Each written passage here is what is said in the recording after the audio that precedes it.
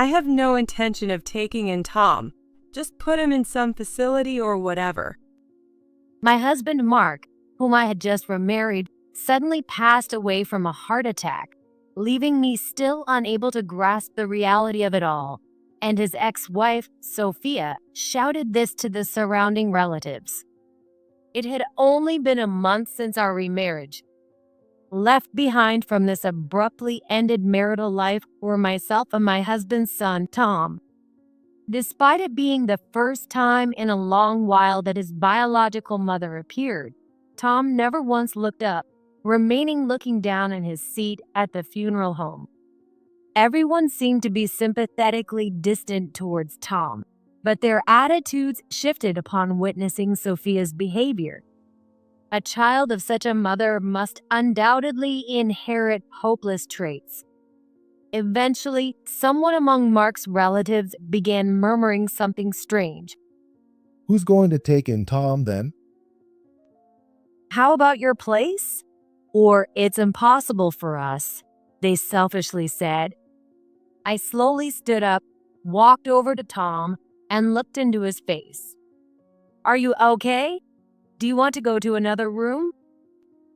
Hey, you don't have to hold back for me. I'll just go to a facility or something. I felt a tightening in my chest and almost unconsciously hugged Tom. I felt the cold stares of those around us. When someone audibly said, raising her dead husband's child, is she insane? My head heated up. I let go of Tom, grabbed his hand, and yelled at the distant relatives. No matter what anyone says, I will raise him properly. My fervent declaration had everyone at the funeral home looking on in disbelief. Then, a small elderly man who had been sitting in the funeral home chairs cleared his throat with a small cough, walked up to me, and peered into my eyes. This elderly man was my father, Robert, whom I hadn't seen in a long time. Are you saying you'll raise that child alone? Yes, I'll make sure Mark's child turns out right. Don't be ridiculous. Robert suddenly pulled Tom's arm, dragging him out of the funeral home. My name is Amy. My boyfriend and I, who met in college, were living together with the thought that we would get married someday. On an ordinary day, not meant as a celebration, he gave me a proposal-like phrase. It wasn't particularly fancy or romantic, but I remember being delighted by the cute little flower he gave me at that moment. He had picked a star-shaped white flower that grew wild in a corner of a nearby parking lot. It was a tiny flower called a spring star flower, and when I received it, I could faintly smell the Chinese chives, and we both laughed. The proposal didn't immediately lead to marriage, but after some time, I decided to go to the gynecologist alone. When I told my friend that I might marry my boyfriend, she asked, "Aren't you going to get tested first?"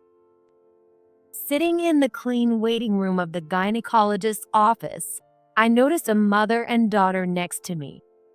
The daughter, seemingly in her 20s, and her mother were chatting quietly. I overheard that the daughter was getting married next month. I wasn't trying to eavesdrop, but the mother was speaking a bit loudly, and it seemed the daughter was going to have a bridal check. I had come here with the same thoughts after accepting his proposal, but I felt a bit scared, as if trembling. What if the tests today find some illness? What should I do? What should I explain to him? I wanted to ask the mother and daughter sitting next to me, smiling and chatting. Hey, if they find something, would you still marry that person you care about?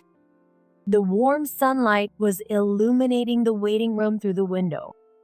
As I watched the mother and daughter leave the clinic with smiles after their consultation, it was my turn. After my examination, I left the hospital, and the sky, which had been clear until then, was now overcast, looking like it might start raining at any moment. A few weeks later, I received the results of the examination. learning that my body would have difficulty having children. Eventually, I broke up with that boyfriend. I didn't explain the reason to him. No, I didn't want to explain.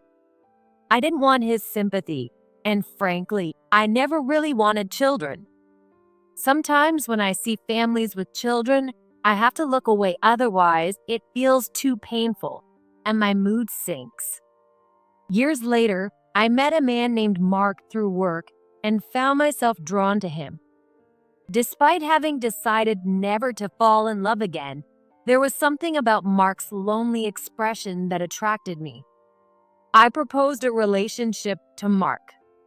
Sitting by the window of a cafe near my workplace, Mark and I might have been trying to read each other's minds. Eventually, Mark straightened up as if he'd made a decision and began to speak. I actually have a history of divorce, and I have a son who lives with me. I see. That's okay with me.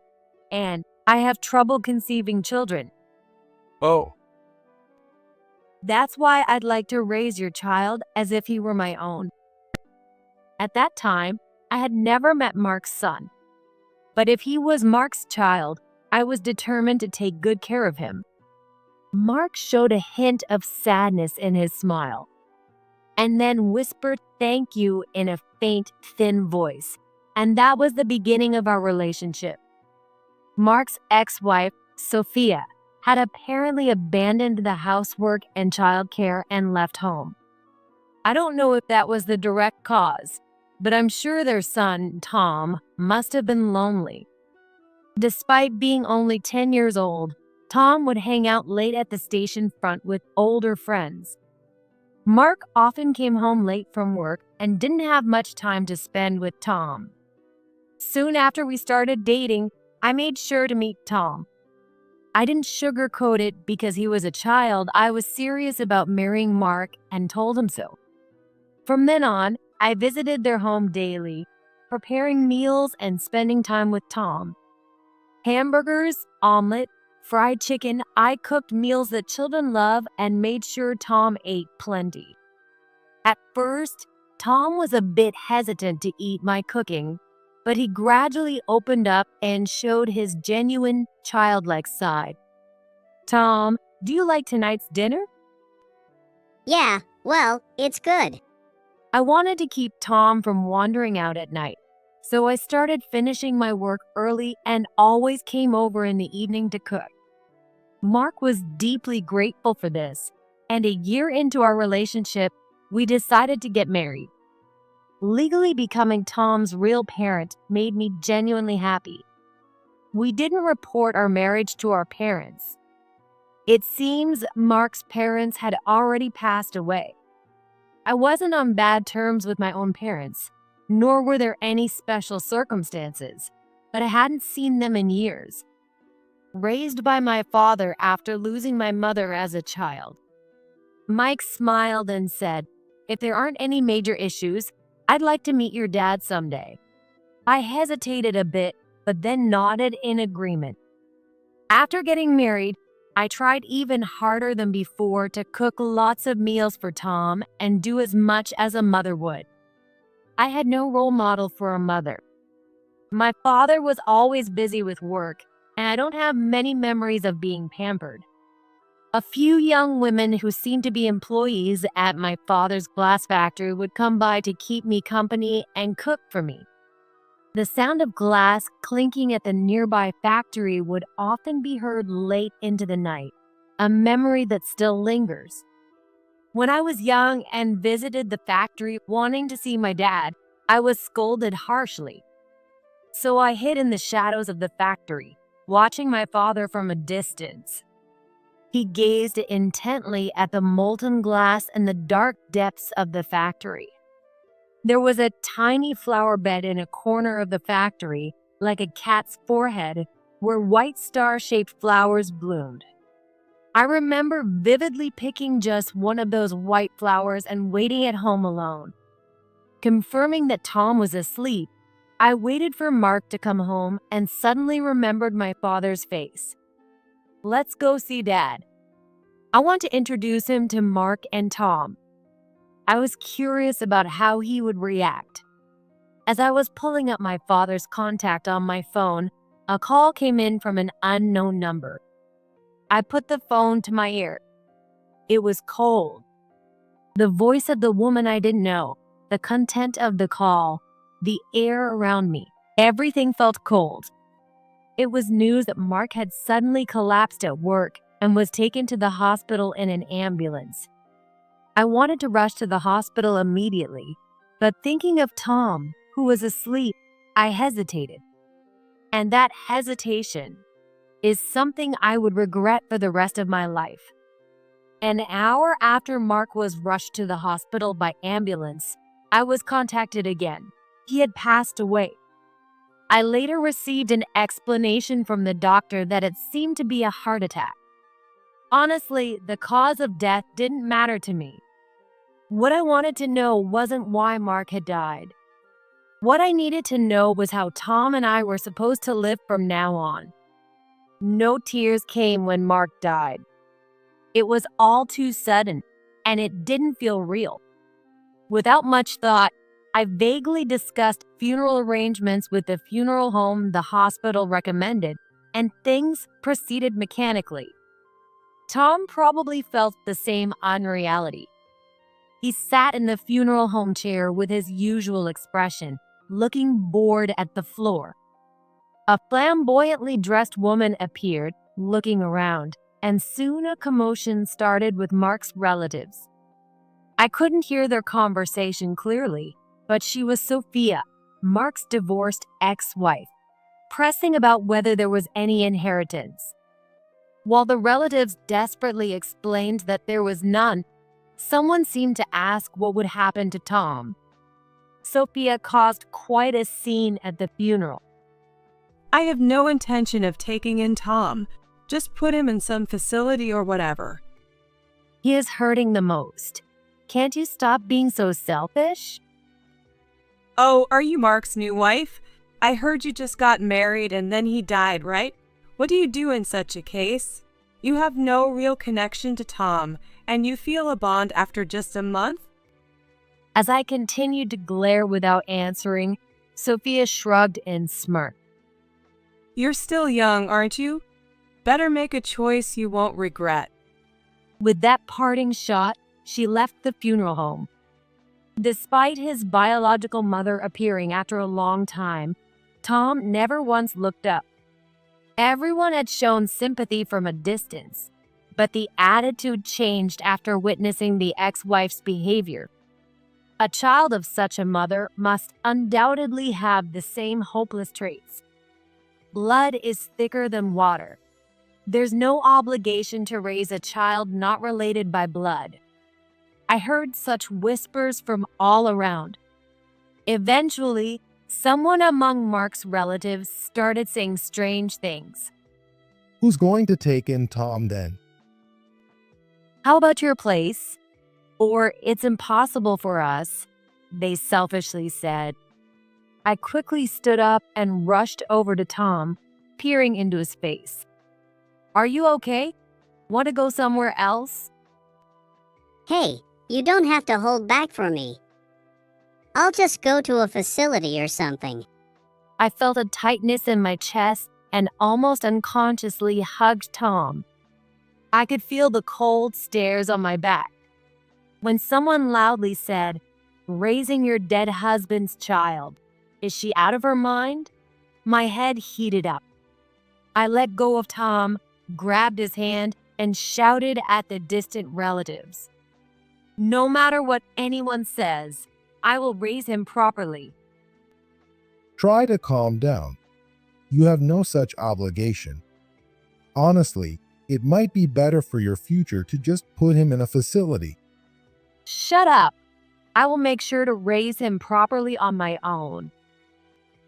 My fervent declaration had everyone at the funeral home looking on in disbelief. If I left Tom's side now that Mark was gone, what would become of his life? I didn't want him to feel the loneliness I felt as a child. I didn't want that for him. Then, A small elderly man seated in the funeral home chairs cleared his throat with a small cough, walked up to me, and peered into my eyes. The elderly man was my father, Robert, whom I hadn't seen in a long time. Are you saying you'll raise that child alone? Yes, I'll make sure Mark's child turns out right. Don't be ridiculous.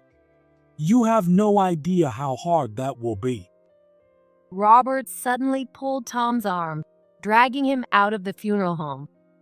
Unconcerned with the other stunned relatives, he faced each other in the empty parking lot just outside the funeral home. I tried to pull Tom away from my father, but despite his small stature, he pushed back with surprising strength. You said your name was Tom, right? I'm your grandpa. Huh? Yeah. I'm telling you, you'd have to move, but would you come live at my place? There's a factory where I work nearby. It's a bit noisy, though. As Tom struggled to respond to the sudden proposal, Robert turned to me with a sad look. Amy, come to our house. Raising a child alone as a single mother would make him sad, and it would be tough on you too, so come back home with us. After the funeral, the relatives stopped saying unnecessary things to me. It was as if they no longer wanted anything more to do with Tom and me. I'd shown bravado about raising Tom alone, but it was just a front. In reality, I was scared and anxious, and I even wished I could disappear. Tom hadn't cried since Mark passed away, and I hadn't yet felt the reality or sadness of his death. But when Robert reached out to me and asked with concern, "Are you okay?" Something that had been sealed inside my chest surged forward, and I found myself unexpectedly hugging my father and crying. It felt like Tom was watching me as I continued to cry like a child, just staring blankly. Afterward, Tom and I moved out of our apartment. Robert picked us up, and we went to my childhood home with him. The scenery from the car window felt lonely, as if moving further away from my memories with Mark. Returning to my family home, a new life began for Tom and me. From his first day at the new school, Tom seemed off. "Making friends doesn't happen overnight," I said lightly, encouraging him before sending him off to school again the next day. I started helping out at my father's glass factory. Inside, a few male artisans were making glassware while blowing glass. My job was to inspect the finished glass products. I would pick up each piece, one by one, and wipe them down with a cloth. When I was young, I was scolded for entering the dangerous factory, and I used to watch the work from outside. And now, as an adult, I was doing the work I had once watched, which felt profoundly moving. An old employee, who had cared for me as a child, happily talked about how the little girl she once knew had grown up so much. Though Robert was no longer actively making glass, he was seen chatting with what seemed to be salespeople at a small desk near the workshop. During breaks, I watched the glass blowing process. They plunged a long rod into the kiln filled with glowing orange molten glass. Wrapping just the right amount around the rod and then inflating it like a balloon is simply a spectacular process to behold. I thought I might like to try it myself, but the atmosphere in the factory wasn't one for beginners to have a glass blowing experience. It was just the artisans, fluidly shaping the glass in silence. Thinking that my father was leading these skilled craftsmen filled me with a bit of pride. At that time, I think I was trying hard to adapt to a new life. And I'm sure Tom was too. At a school PTA meeting, an overly helpful parent told me about Tom's situation at school. Apparently, the fact that Tom and I were not related by blood had already become a neighborhood rumor and was a topic of conversation among the students at his school. Hearing that at night, I started walking with heavy steps, various thoughts swirling in my mind. I had been completely unaware of this, hadn't even imagined it. I should have thought about it, but it never crossed my mind.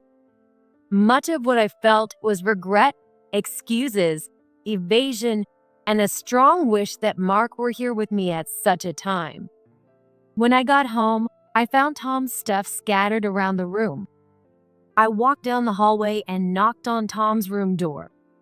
"Tom, can I talk to you for a moment?" Don't open it. Tom's slightly hoarse voice came back.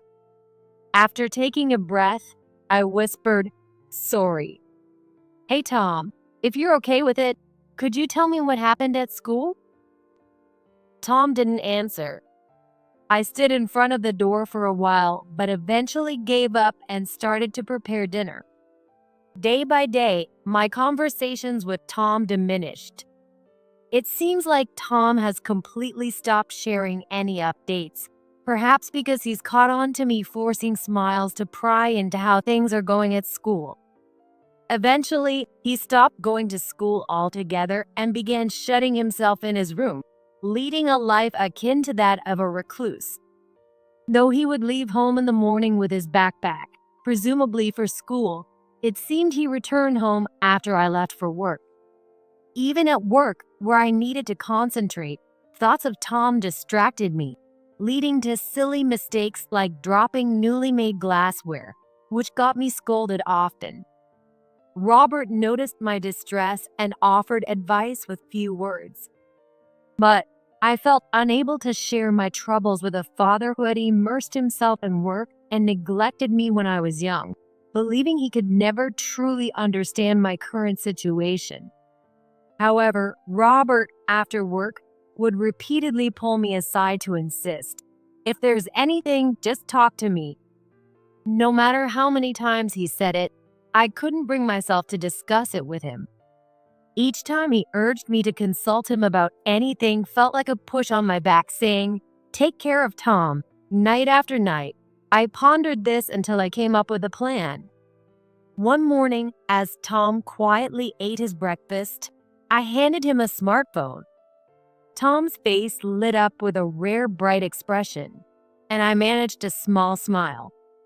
I bought a smartphone with a matching design to mine. If it's hard to talk about school, you can email me. I might be able to help. Yeah, Tom carefully cradled the new smartphone in both hands on the table. After that, there was no contact from Tom for a while.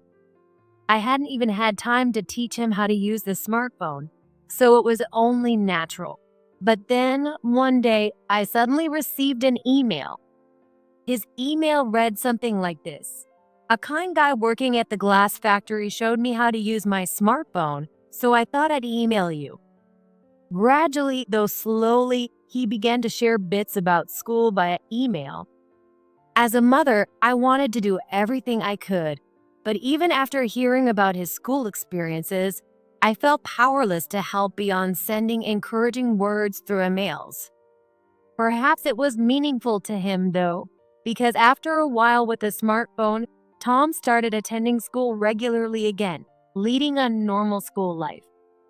Even as a middle schooler, he caused no major problems and attended school diligently, eventually becoming a high school student. By this time, Tom was able to talk about school events face to face without needing to email, and I was impressed by his forthrightness. On a holiday, Robert took Tom to tour the glass factory. It was near the high-temperature kilns where I had been repeatedly warned as a child to keep away from because it was dangerous. Watching Tom learn and practice making a basic glass cup, I felt immense pride and warmth in my heart. From that day, Robert began teaching Tom how to make glass on holidays and days the factory was off. Robert's glasswork was artistic. It gave a special sensation, almost as if holding the beverage directly. During the second half of his senior year in high school, Tom had no intention of going to college, and he was also hesitant about finding a job, unsure about what career he wanted, which left him floundering. Despite being repeatedly pressed by his teacher about what he was going to do, he has been unable to choose a path after graduation and has just drifted along to this point, a responsibility that I, as his parent, must also bear. While I kept Tom company practicing glassmaking during holidays, I worked on paperwork in the corner of the factory. During a break, or perhaps it was, Tom and Robert sat on pipe chairs, staring at the heated glass kiln. In an era where glass manufacturing is moving from handcraft to machinery in most factories, is there a point in continuing handcraft? As Tom asked Robert a question out of curiosity, Robert crossed his arms and furrowed his brow. During his adolescence, it's unclear how Tom perceived Robert, the craftsman, but Robert was seriously contemplating the weight of Tom's words. Some say our industry is in decline, but we're still making a living, which means there's value. There are people who recognize the value in the glass I make. Aren't you afraid of going bankrupt? I am extremely fearful. Yes, bankruptcy is terrifying. I approached and offered them cups of Coke. These were some of the glass cups Tom had made as practice. Robert sipped the Coke from one of Tom's cups, and his expression turned slightly sad. The world's glass products were being mechanized when I was young. Amy was little, and I didn't have time to play with her. Every day was frightening, and I was desperate, feeling almost out of my mind with the pressure to work. I wonder if Mom felt lonely. Yes, probably. I hardly took care of Amy at all. The thought that I was her only dependable family member truly frightened me. Robert looked around the factory. My wife had just passed away when I started this company. There was no time to grieve. I needed money to raise Amy. I had to keep the company going to support the employees. I was desperate not to make my beloved daughter sad. Dad. Embarrassing, isn't it? I'm just a man who can only think of himself. I hesitated, but then reached out and touched Robert's hand. His hands were terribly thin, yet large with long fingers. With these hands, he must have crafted countless glasses. I found myself kneeling in front of Robert, unknowingly cradling his hands. There was something profound being conveyed. It felt as though something was speaking to my heart. Thank you, Dad, for raising me. Didn't you listen? I didn't do anything. I was just desperately afraid of being lost. No, you see. I knew Dad was working desperately for my sake. While I watched my father work desperately from outside the factory, I would kill time at the entrance. The small homemade flower bed was always planted with something new each season. Once, an employee told me as a child that Robert was the one planting them. It seemed unlikely that Robert had any interest in flowers. It must have been planted for me. The flower bed, which had been planted with flowers based on the simplistic notion that all girls like flowers, now has nothing planted in it anymore. As the spring star flower bloomed from seeds carried by the wind, Tom graduated high school and got a job at the glass factory managed by Robert. Robert, who had been doing more office work, started working on the glass again. Watching him skillfully craft complex glass pieces was purely impressive, and both Tom and I looked on with respect. As time went on, Tom married a daughter from a business partner Robert had introduced.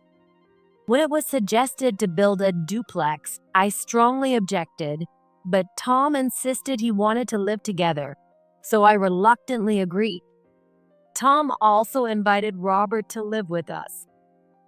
I can't sleep unless I'm near the factory. Robert had refused, saying that.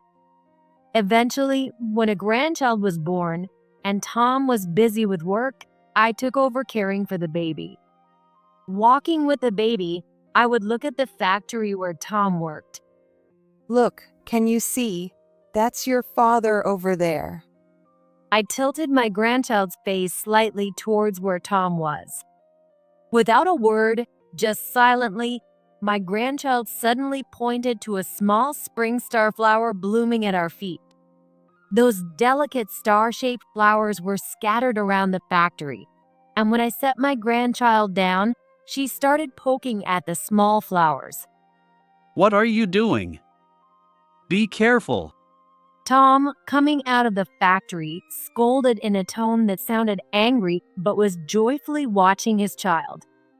Looking beyond that smile at the small life, I thought about how I want to protect it forever.